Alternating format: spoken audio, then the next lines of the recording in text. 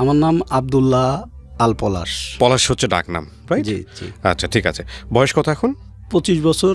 25 বছর, ঠিক আছে। চলেন শুরু করি, একবার যেখান থেকে বলতে ইচ্ছে করে, যেভাবে বলতে ইচ্ছে করে। আমি এসব মনে করেন যে আমার বয়স এসব 12 কিংবা 10 এর মধ্যে থাকবে। তাই আমার আব্বা হঠাৎ করে ব্রেন শর্ট পড়ে, কে যেন কি খাওয়ায়।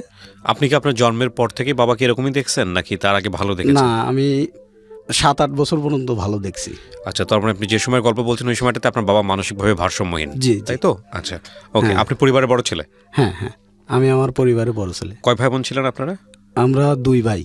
2 ভাই। হ্যাঁ। সংসার চলতো কিভাবে তাহলে? সংসার মানে আমার দাদার ইসিতে, সাপোর্টে। জি, বলেন।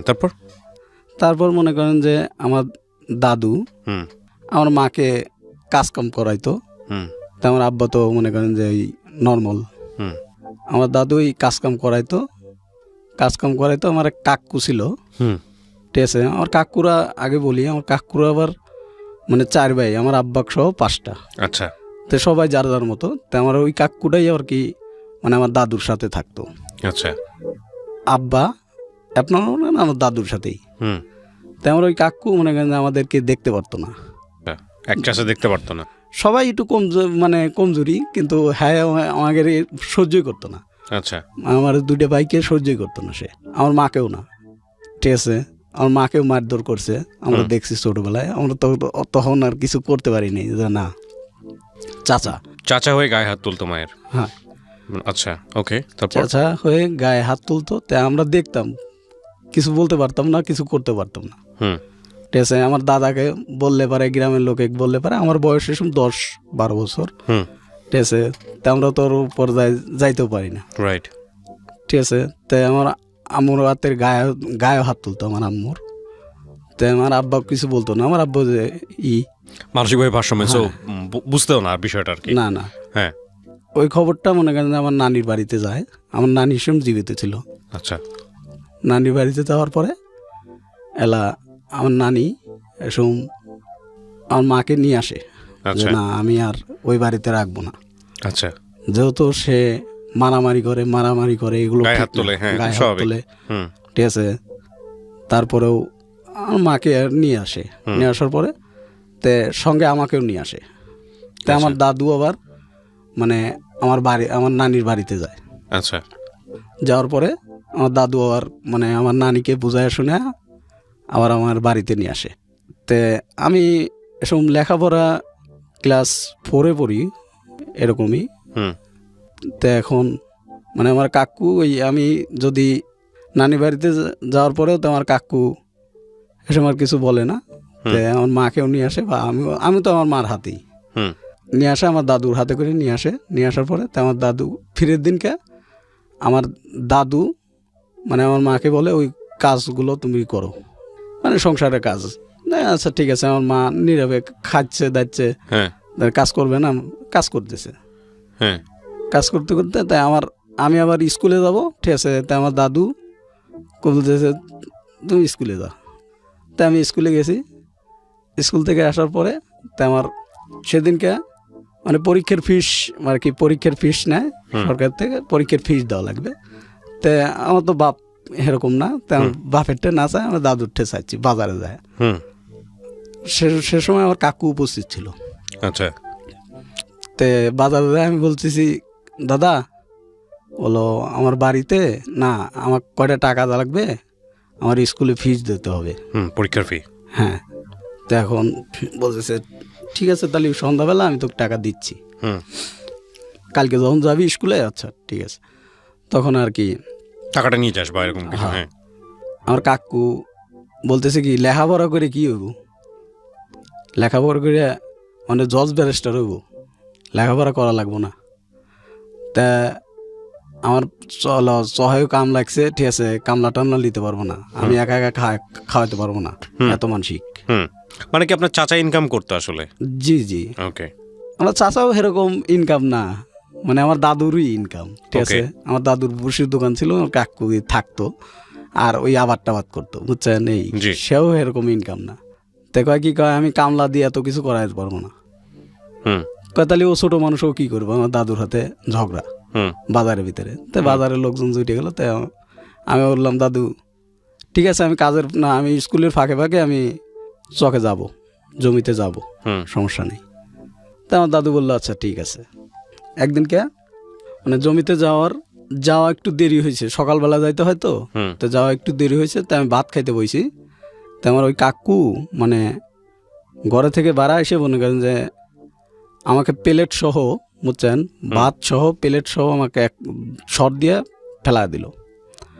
প্লেটটা যা পড়লো মনে করেন যে আমার থেকে 2-3 হাত দূরে, আর আমি পড়লাম যা মনে করেন যে উল্টে পড়ে গেলাম ওইখানে। লাথি মারলো? হ্যাঁ, লাথি মারলো। তো আমি এরকম ওই দৃশ্য আমার মানে বাড়ির লোক সবাই দেখলো। দেখার পরে আমার নানি এসব বেঁচে ছিল, আমার নানি আসলো আবার যে আমার নাতিকে মারলো কিসের অপরাধে। স্বাভাবিক। হ্যাঁ, নানি এসে আমার মাকে আবার নিয়ে গেল।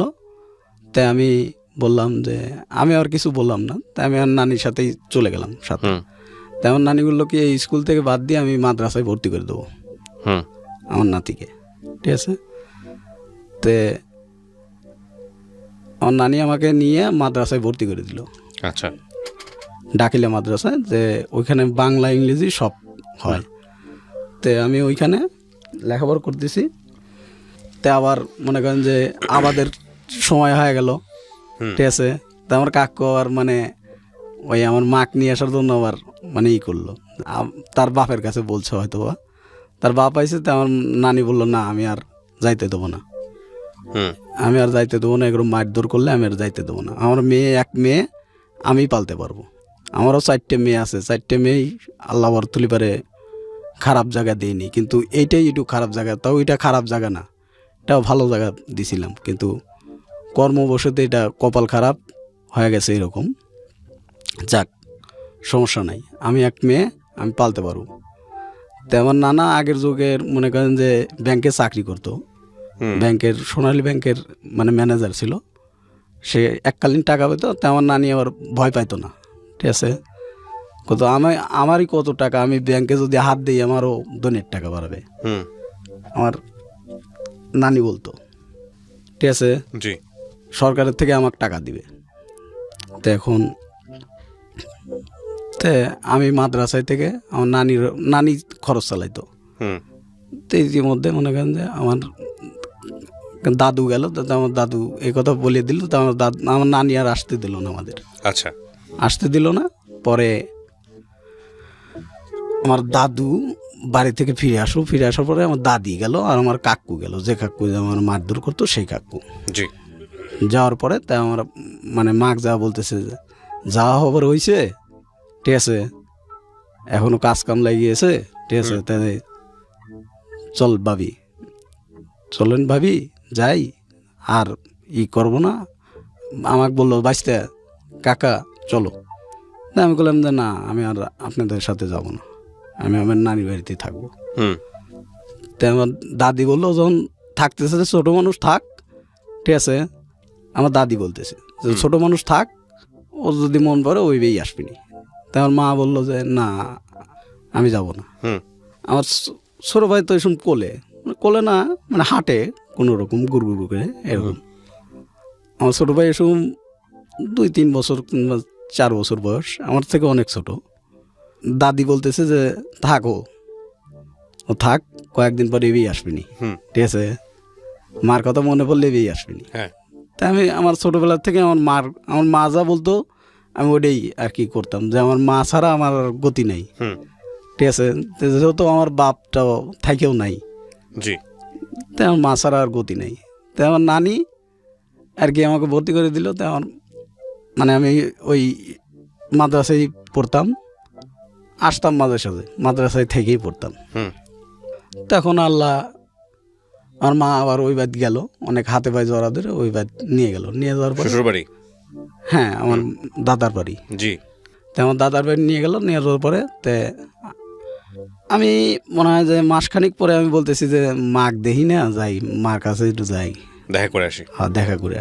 দেখা করতে গেছি। তে আমি বাড়িতে গেছি, বাড়িতে যাওয়ার পরে তাই আমার কাকু বলতেছে কি যে যদি যায় ঠিক আছে তাহলে একবারে যাইতে হবে, ঠিক আছে। ও আইসে আর ওকে এখানেই আবার ওই স্কুলে ভর্তি করে দেবো, পড়লে পড়বো ঠিক আছে কাজ কাম করতে হবে, তারপরে আর কি আমাকে আর যাইতে দিব না। তাই আমি কই আমার মাদ্রাসায় যাইতেই হবে, ঠিক আছে। তো এক পর্যায়ে আমার কাকু মনে করেন যে আমার উপরে মারধার, তুই যদি যাইস সব নিয়ে একবারে যা বাড়া। আচ্ছা। তো আমার দাদু আবার মানে ওরকমই কাজ কাম করি না দেখে, মানে মাদ্রাসায় থাকি দেখে, ঠিক আছে, আমার দাদু আমার দেখে পার না আগের মতো। হুম। তারপরে আর কি আমি বললাম আচ্ছা ঠিক আছে, তাহলে আমি কয়েকদিন পরে আমি মাদ্রাসাতে একবারে আসতেছি। আচ্ছা, একবারে চলে আসবো। হ্যাঁ, হুম। তাই মাদ্রাসাতে আসছি, আসার পরে এই স্কুলে ভর্তি হবো আর আমাকে ভর্তি করে দিবি না, টাকা লাগবে দেখে স্কুলে ভর্তি করে দিবে না। হুম। ভর্তি করে দেবে না। তাই আমি অনেকবার চেষ্টা করলাম যে নিজে নিজে দেই ভর্তি হওয়া যায় নাকি। হুম। তাই আমার আম্মু ধারে ধারে যায়, মানে স্কুলের স্যার করে যায় রিকোয়েস্ট করে। তাই আমি বললাম যে ঠিক আছে, তাহলে আমি ক্লাস 3-তে ভর্তি হই। আবার 3-তে ভর্তি হইলাম। তারপরে আমার ছোটো ভাই আবার একটু মানে জ্বর হইলো। তো আমার মামা ছিল আর পাবনা। হুম। তো আমার মামা আমার বললো কি যে এক ভাই এখানে থাক, আর আমি ওই ছোটডাক নিয়ে, ঠিক আছে, পাবনা নিয়ে যাবো, হাফেজের লেখাপড়া করাবো। আচ্ছা। ওদের কোনো খরচ লাগবে না। তার ছোটো মামা বাড়িতে এসে, ঠিক আছে, মাইজেনটা ছোটটার আর কি বড়টা হুম। বাড়িতে এসে আমার ছোটো ভাইকে নিয়ে গেল। তো এই সময় আমার ছোটো ভাই মনে করেন যে 5-6 বছর বয়স এরকমই হবে, আমার বয়স 12-13। তারপরে আমি কাজকাম পরে বাড়িতেই কাজকাম করি টুকটাক, ঠিক আছে। ভর্তি যখন হইতে পারি না, তারপরে ভর্তি হইলাম।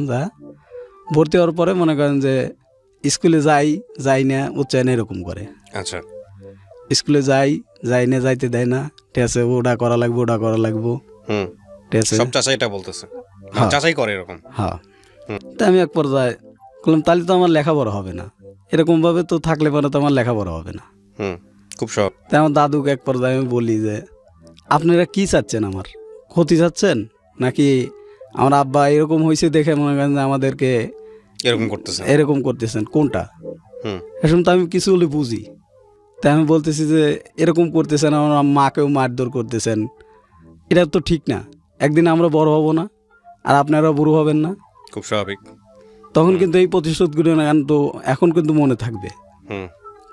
যা পারিস করিস, ঠিক আছে। আমার কাকু বলতেছে দেয়া যাবি, আমার চাউল পেয়েও মানুষ হচ্ছে, ঠিক আছে। তো আমার কাকু এর ধরনের কথাবার্তা বলে, তার ছেলেকে কিছুই বলে না, ঠিক আছে। এখানে যা করার শুধুমাত্র আমার ফুফতো ভাই আমার বাড়িতে থাকতো, আমার আপন ফুফতো ভাই বড়।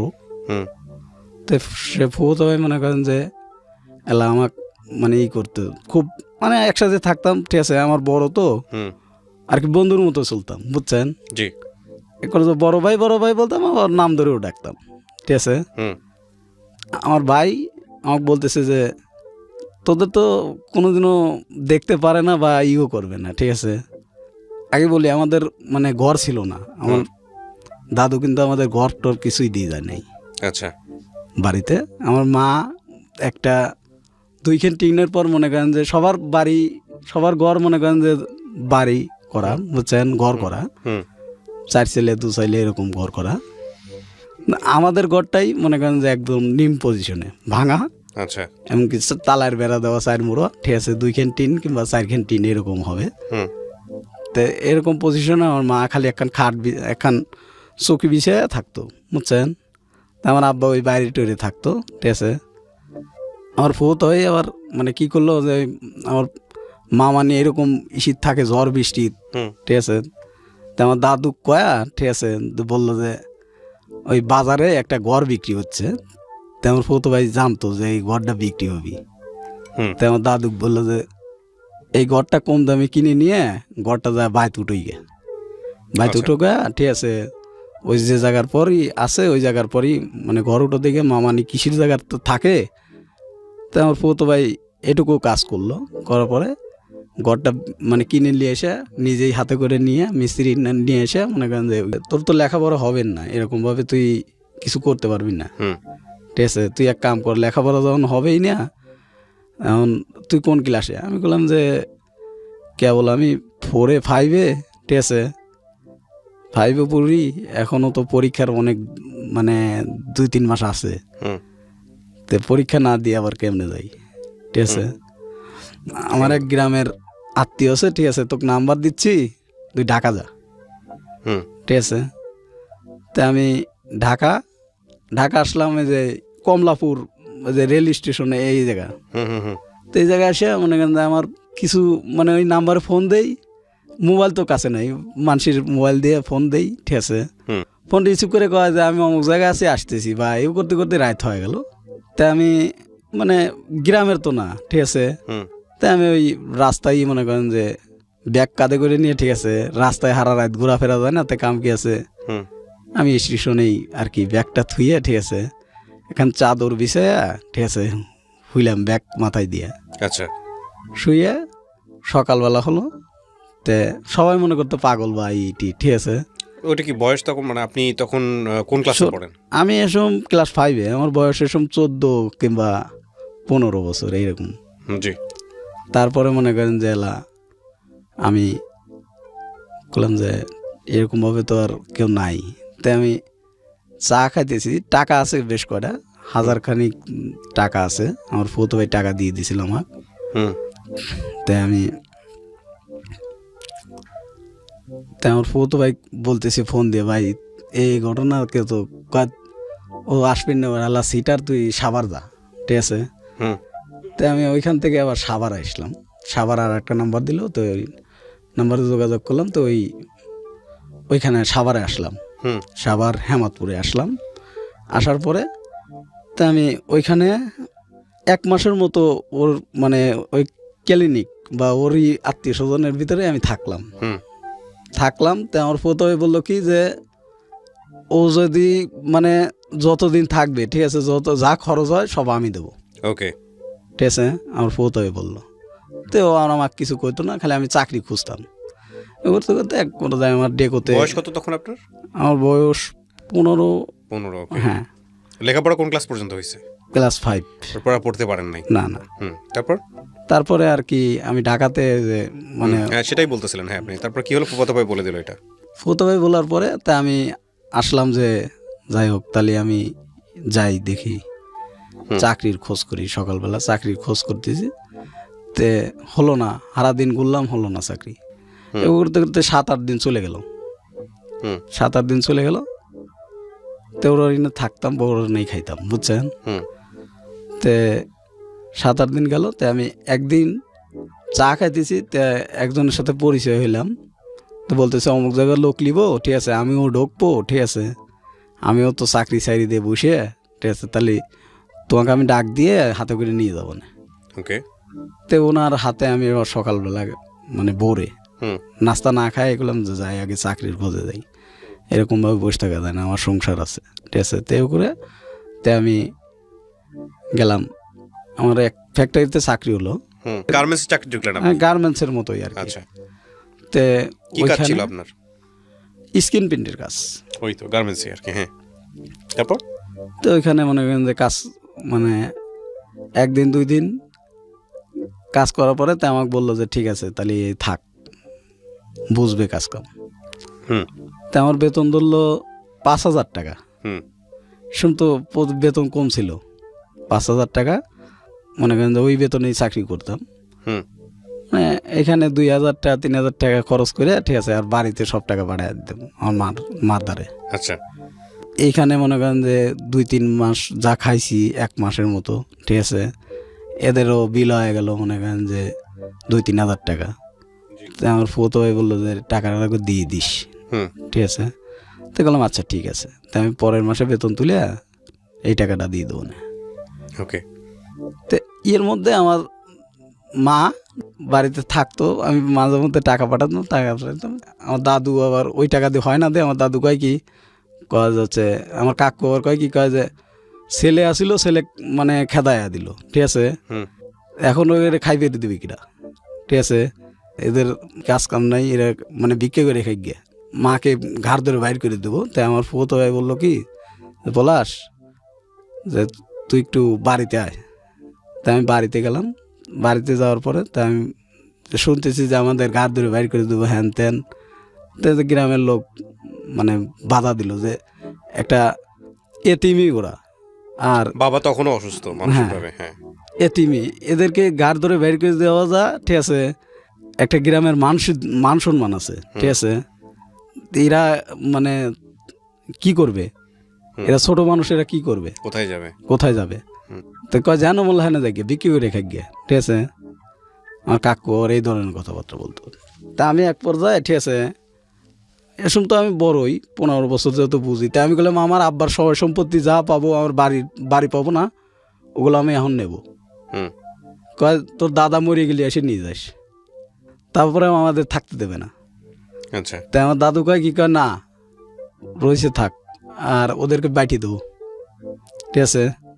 তাই আমাদেরকে ব্যাটি দিল, ব্যাটি দেওয়ার পরে কিছু দিল না। তাই আমার মা বললো যে টানতে পারবি? তো বললাম যে দেখি, আল্লাহ পাক তো একদিন না একদিন হবেই, টানতে পারবোই ইনশাল্লাহ, আল্লাহ ভরসা। তাই আমি উপরে যাই, ঢাকা চলে আসলাম। তো আমার ফৌতো ভাই মাঝে মধ্যে এবার হেল্প করতাম, আমার ফৌতো ভাইয়ের নাম্বারে আমি টাকা পাঠাতাম। তো আমার ফৌতো ভাই চাল ডাল যা কিনে দেওয়ার আমার ফৌতো ভাই কিনে দিত, আমার ছোটো ভাই তো পাব নাই। চাল ডাল যা কিনে দেওয়ার আমার ফৌতো ভাই কিনে দিত। কিনে দেওয়ার পর আমার মা এরকম, আমি 1 মাসে দিতাম, আর 1 মাসে দিতে পারতাম না, এরকম করতে করতে মানে ফ্যাক্টরিতে একটা গ্যালজাম লেগে গেল। গ্যালজাম লাগার পরে আমার বেতন বাড়াইনের বা সরকারি থেকে বেতন বাড়াইলো 8,300 টাকা করা হলো। তাই আমি ওই সঙ্গে মনে করেন যে ওই ফ্যাক্টরিতেই বললাম যে তাহলে তো আমার বেতনও বাড়বি, বৃদ্ধি বেতন পাবো আমি। এবার করে মনে করেন যে এরকম পর্যায়ে আর কি বেতন বাড়লো। বেতন বাড়ার পরে তো আমি ওই আমার মার কথা অনুযায়ী, ঠিক আছে, একটা মেয়ের সাথে আমার আর কি সম্পর্ক ছিল। আচ্ছা, সম্পর্ক ছিল। তো ওই মেয়ের সম্পর্ক ছিল। তো আমার মা বলতেছে যে হচ্ছে দেখাও, দেখালাম। তো ওই মেয়ে বলতেছে না, আমি এসব গ্রামে বিয়ে বসবো না, ঠিক আছে? আচ্ছা, একই জায়গায় কাজ করতেন? হ্যাঁ। তো আর একটা মেয়ে, ও মেয়েটাও মনে করেন যে গরিবই, আমাদের বাড়ির কাছের বা আমাদের 1 থানা পরে, বুঝছেন, তাদের বাড়ি। তো ওই মেয়েটা চাকরির খোঁজে আসছে। তো আমি আমার সাথে আবার ওই আমার যে ম্যানেজার ছিল, ম্যানেজারের বাড়ি ওই মানে আমাদের ওই ডিস্ট্রিক্টেই, বুঝছেন। তো ম্যানেজার দেশি করতো। তো আমি ওই মেয়েটাকে বললাম যে ঠিক আছে, তাই আমার ম্যানেজারে বললে ঠিক আছে, আমি চাকরি আপনি করেই বললাম এসব, কারণ দেখি আমি ম্যানেজারে বলে আপনি একটা চাকরি ব্যবস্থা করে দেবো না যান। তো কয় ভাই আমার উপকার হবে আপনি দিলে, ঠিক আছে? বললাম আচ্ছা ঠিক আছে যান। তো চাকরি দিলাম, মানে ম্যানেজারে বলে, ঠিক আছে, বললাম আমার গ্রামের লোক, ঠিক আছে, আমার পাশের থানার বাড়ি, ঠিক আছে, তা আমরা মানে একই জেলারই লোক, ঠিক আছে, তাহলে আমি তো মানে এদেরকে যদি চাকরি দেন তাহলে আমার একটা বাড়বে বা গ্রামের লোক, ঠিক আছে। তো করতে করতে ওই মেয়ের সাথে আমার সম্পর্ক হলো। তো আমার মা আমার মাকে আমি বললাম যে মা এই ঘটনা, ঠিক আছে, মেয়েটা তো আমার সাথে বিয়ে বসতে চাচ্ছে, ঠিক আছে। তেমন মা বললো ঠিক আছে তুমি নিয়ে আসো একদিন। আচ্ছা। তো আমার মা দেখে পছন্দ করলো যে না ঠিক আছে চলবে, ঠিক আছে। দেখার পরে তো আমার ফুফুতো ভাই দেখে মেখে, ঠিক আছে, বললো যে ঠিক আছে তাহলে আমরা দেখাই। আমার চাচা, যে চাচা আমাদের মারধর করতে, সে চাচাও দেখলো, দেখার পরে বলতেছে ঠিক আছে তাহলে। এ সময় আমার বয়স 20 কিংবা 20 বছরই এরকমই, বুঝছেন। করোনার আর কি চলে আসলো, ঠিক আছে, করোনার ধাক্কা চলে এলো 20-21 বছর। 20 বছরে আপনার সংসারে তেমন অর্থ নাই, করি নাই, না। আপনি এই সময় বিয়ের সাথে চিন্তা ভাবনা করতেছেন। আপনার মা তখনও মানুষের বাড়িতেই থাকে বলা চলে, নাকি ভেঙে সব আলাদা করে দিছে? আলাদা করে দিছে।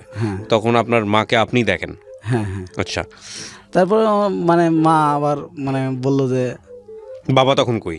আমার বাবা বাড়িতেই, আপনাদের সাথেই? হ্যাঁ। আচ্ছা।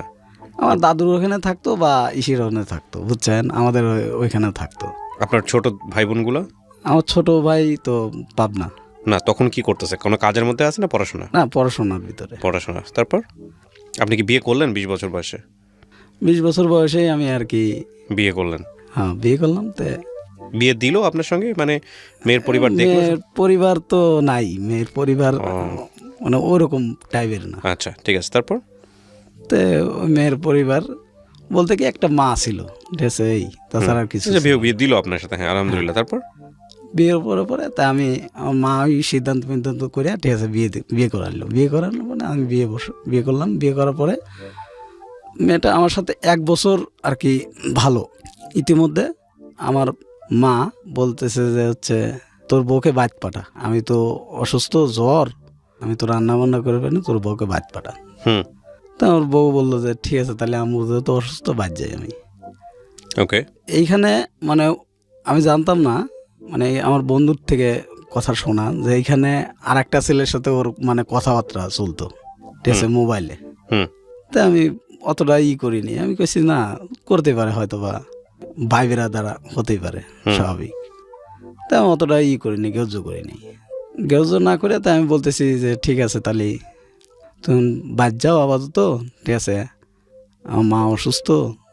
বাদ গেল, বাদ যা 7-8 দিন কিংবা 15-20 দিন আর কি থাকার পরে তা আবার আসলো, আসে গার্মেন্টসে আবার জব নিল। জব নেওয়ার পরে তাই আমার গার্মেন্টসে আমি এক ফ্যাক্টরি, তো ও এক ফ্যাক্টরি, ঠিক আছে। আচ্ছা, তো এখন ওইখানে ওর সাথে আর কি ওই ছেলেটার সাথে যোগাযোগ, তা আমি অতটা করিনি, আমি কইছি যে না ভাই বেরাদার হতেই পারে, হুম, স্বাভাবিক। তো আমার বন্ধু বান্ধব খালি আমাকে টাইম হতো কেরে ওইটা কিটা কলম, ওটা কিটা মানে তো তোর বউর হাতে এসে কথাবার্তা বলে, ঠিক আছে, ওটা কিটা। হুম, তা আমি কই যে ওটা কিটা হয়তো ওর ভাইটাই। তা আমি মানে খুবই করতাম না। তো একদিনকে আমি হাতে নতো দেখলাম যে কত চোখে দেখলাম যে আসলেও সত্য। তা আমি আমার বড় দিঘাই যে আচ্ছা তুমি কি এগুলো ঠিক করতেছো বলো। তো বলতেছে না এটা আমার চাস্তো ভাই, হুম, ঠিক আছে, আমি তোমাকে ছাড়ি কোনোদিনও যাব না, আচ্ছা, এরকম তুমি ভাবেও না, আর আমাকে সন্দেহ করো না। তাই আমি বললাম আমি যদি সন্দেহ করতাম তাহলে তোমাকে ওই আমার বন্ধু বান্ধবের পরের থেকে আমি তোমাকে সন্দেহ করতাম ভাই, এখন তো আর তোমাকে সন্দেহ করি না। আর তুমি যদি ভালো চাও আমার কাছে থাকবা, আর যদি তোমার ভালো না লাগে তো মানে আমাকে আগেই বলবা। হুম, তাই না আমি তোমার সাথেই আছি, তুমি আমার মতোই, আমি তোমার সাথেই আছি। দেখলাম আচ্ছা ঠিক আছে। তা এখন আমি আর অতটা করি না, এবার করতে করতে সম্পর্ক বাড়ে ওদের সাথে, কমে না। তে কমে না আমার বন্ধু বলতেছে দোস্ত কি করি কত দিই, কয় বাদ চলে দেখা। আমার বউরে আমি বললাম যে তুমি বাদ চলে যাবা, ঠিক আছে। তে এ বলার পরে ইতিমধ্যে আমার ওই যে অফিসে একটু মানে আমার ওই একটা ম্যানেজার ছিল, ম্যানেজারটা মনে করেন যে কারণ বসে চাকরি চলে যায়, তো চাকরি চলে যাওয়ার পরে তো আমাকে বলতেছে যে হচ্ছে পলাশ ঠিক এতদিন আমি আসিলাম সব কিছুই দেখে শুনে রাখছি, অন্যায় করলে পারেও অতটা করি নেই, হ্যাঁ, ঠিক আছে। আমাদের সবাইকে ডাক দিয়ে বলতেছে অন্যায় হয়ে যাবে, এক জায়গায় থাকতে গেলে অনেক কিছু হয়, সবাইকে ডাক দিয়ে বলতেছে। তা আমাকে পার্সোনালি বলতেছে পলাশ একটু দেখে শুনে থাকিস, তোর একটু বেশি মানে ভুল আছে। আচ্ছা ঠিক আছে স্যার, দোয়া করবেন, আপনি যখন যাচ্ছেন দোয়া করবেন আমার জন্য। তো মাসখানিকের পরে আর একটা ম্যানেজার আসলো, আর একটা ম্যানেজার পরে মাসখানিকের মতো আর কি ভালো হুম, চাকরি করতেছি। চাকরি করার পরে তো আমার এক পর্যায়ে মানে ফলোয়ারে বুঝছেন একদিনকে হুম, অনেক পানি জমে গেল, কিসের থেকে যে পানি আসলো এটা বলতে পারলাম না, আমি নিজেও জানি না, ঠিক আছে। হুম, যেদিন পানি জমে গেছে, ঠিক আছে, আমি সেদিনকে 9টা বাজে অফিস থেকে বের হয়েছি, আচ্ছা, ঠিক আছে। আমার পরে অনেকজন কাজ করছে অফিসে, হুম, তখন তারা ডিসিশন করতেছে যে কোন কোন লোক, ঠিক আছে, দেখবো যে আমরা এত পানি জমে গেল, আমাদের উপরে চাপ আসছে উপর থেকে, হুম, ঠিক আছে, আমার এত টাকা ক্ষতি হলো, কোম্পানির ম্যানেজাররা বলতেছে এত ক্ষতি হলো, এগুলো কে করলো, হুম, নিশ্চয়ই আগের ম্যানেজারের কোনো তার উপরে করবে। তা আমরা জানতাম না যে তার উপরে বা করবে। তা তারা বলতেছে না আমার কোনো এরকম পার্সোনাল কোনো লোক নাই। হুম, ওই মানুষজন জানতো যে এই ম্যানেজারের মনে করেন যে বাড়ির কাছের লোক বা গ্রামের লোক এই, হুম, আর একটা লোক ছিল হেকো। তে একদিনকে মানে আমাকে বলতেছে যে হচ্ছে ঠিকালে কাজ কাম করো, ঠিক আছে, তোমার তো আগের ম্যানেজার তো নাই। এই ম্যানেজারে আর কি মানে পিএস না বলে, হ্যাঁ আমাকে বলতেছে। আমি বললাম ভাই আসি এতদিন ধরে কাজ করতেছি, আপনাদের সাথে থাকতেছি, জানেনই তো আমি কোন ধরনের বা আমি কোন লেভেলের। হুম তো বলতেছে জানি, কিন্তু তারপরেও তো একদিনকে আমি তার ফিরের দিনকে, সেদিন আমি কিছু জানি না হুম সঠিক, তার ফিরের দিনকে মানে আমার ভুল হয়েছে একটা ভুলটা বলতে কি, মনে করেন যে আমি বাথরুমে যাব, ঠিক আছে, ইতিমধ্যেই মানে হাতে ময়লা, তো বাথরুমে যাইতে পারতেছি না, তা হাতের ময়লা, ঠিক আছে, একটু মানে ধুইয়ে, ঠিক আছে, বাথরুমের ভিতর আত্মাত করে যাও দৌড় পাড়ে গেছি, তে হালকা একটু মানে প্যাঁচকল তো বুঝছেন, হালকা একটু চাপ দিছি, পানিটা অল্প অল্প পড়তেছে, বন্ধ হয় নাই, একেবারে বন্ধ হয় নাই। হুম মনে করেন যে আমি বের হয়ে আসে, তা আমাকে বলতেছে যে হচ্ছে এই টিউবওয়েল ছাড়ছে কিটা, পরে গেলাম যে মনে করেন যে চাকরি আমাকে, চলে যায়। হ্যাঁ, তা আমাকে বেঁধে রাখিয়ে কয় যে টাকা পয়সা দিয়ে দাও, এই আগের ম্যানেজারের লোক, আমি আগের থেকে সন্দেহ করছি। তা আমি বলতেছি যে, স্যার, আমার যদি দোষ থাকতো তাহলে আমি আগেই স্বীকার করতাম, আর আপনারা যেভাবে কথাবার্তা বলতেছেন এভাবে কোনো কথাবার্তা হয় না, হুম ঠিক আছে। আমি ম্যানেজারের হুমকি, আর স্যার আমি তো যেদিনকে মনে করেন যে এই যে দুর্ঘটনা ঘটছে বা আমাদের ফ্যাক্টরিতে, আমি তো সেদিন 9টা বাজে গেছি, ঠিক আছে। আমার পরে কি কাজকাম করে নাই মানুষজন, আমার পরে কি কেউ ওয়াশরুমে যায় নাই, চাকরি চলে যাওয়ার পরে তা আমি বেকার হয়ে গেলাম। তো ইতিমধ্যে করোনার ধাপ চলে আসলো, ঠিক আছে। করোনা আসার পরে তো আমি আর অন্য জায়গা চাকরি করতে পারতেছি না, বা সরকারের থেকে লকডাউন দেয়, অমুক দেয় তমুক দেয়, তাই আমি বসে গেলাম একদম, হুম বসে গেলাম। তাই আমি চিন্তা ভাবনা করলাম যে এ করে আর কতদিন চলান যায়, 20 দিন 25 দিন তো আমি ঢাকা শহরেই, এখন ম্যাচ বিলও আসিয়ে গেল পড়াই। তাই আমার ফোতো ভাইকে আমি ফোন দিয়ে বললাম, ভাই কি তুই তো আমাকে ছোটবেলাতেই করতেছিস, ঠিক আছে, দেখ ভাই এই ঘটনা, তো বলতেছে যে তুই এরকম ঘটনা করবি তা আগের তো বলবি না আমাকে, কারণ ভাই এই চাকরির খোঁজে আর করো না, এখন তো চাকরি বাকরি কোনো জায়গায় পাচ্ছি না। হুম তো কয় এখন কি করবি তাহলে, কি আর করবো, এখন বাড়িতেও তো মানে বিপদে পড়ে গেলাম, হুম বাড়িতেও তো চাল ডাল কিছু নাই, এখন বিপদে পড়ে গেলাম। তেমন প্রথমে বলতেছে চাল ডালের হিসাব আমি 1 বস্তা চাল কিনে দেবো না, কিন্তু এই মাসটা যাবেনি, কিন্তু তারপর যদি লকডাউন দিয়ে দেয় তারপরে কি করবি নি। হুম তাই আমি বললাম ভাই আমাকে কিছু টাকা দে, আমি বাড়িতে যাই দেখি ভ্যান রিক্সা চালাই তোমার কি না, হুম ঠিক আছে। তাই আমার প্রথমে আমাকে বললো যে ঠিক আছে তাহলে আমি তোকে টাকা পাঠা দিচ্ছি, তুই বাইর চলে আয়। তো ম্যাচের টাকা অনেক টাকা, ম্যাচে মনে করেন যে 4,000 টাকার মতো বিল হয়ে গেছে, হুম না 3,000 টাকার মতো বিল হয়ে গেছে। তাই আমাকে বলতেছে এই বিল টাকা দিয়ে থুয়ে যান। হুম তো বললাম আচ্ছা ঠিক আছে। তাই আমি 3,000 টাকা আমার প্রথমের ঠিক নিয়ে 4,000 টাকা নিলাম, নেওয়ার পর 3,000 টাকা মানে ম্যাচে দিয়ে, ম্যাচ থেকে সব কিছু নিয়ে আমি বাইরে হয়ে গেলাম বাড়িতে। করোনার ধাপ এদিক, ঠিক আছে, আর এদিক মনে করেন লকডাউন, বাড়িতে যাইতেও পারি না, ভাঙিয়ে বাড়িতে গেলাম লকডাউনের ভিতরে। হুম তো কেমরেই করোনার মনে করেন যে লকডাউন বাড়ে, কমে না, বললাম আরে আল্লাহ, আমিও হলাম, ঠিক আছে, দেশে হাল বললো, তো এরকমভাবে আমি করতেছি। তা আমি এরকমভাবে অনেক কথা বলতেছি।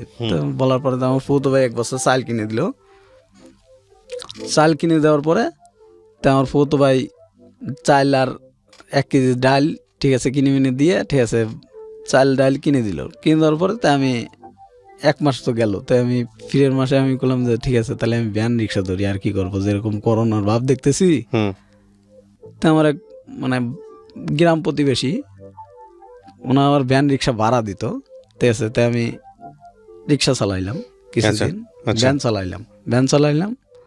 ভ্যান চালাম মনে করেন যে কিছু টাকা দিয়ে ওই মানে সংসার আর কি ধরে রয়েছি এ পর্যন্ত।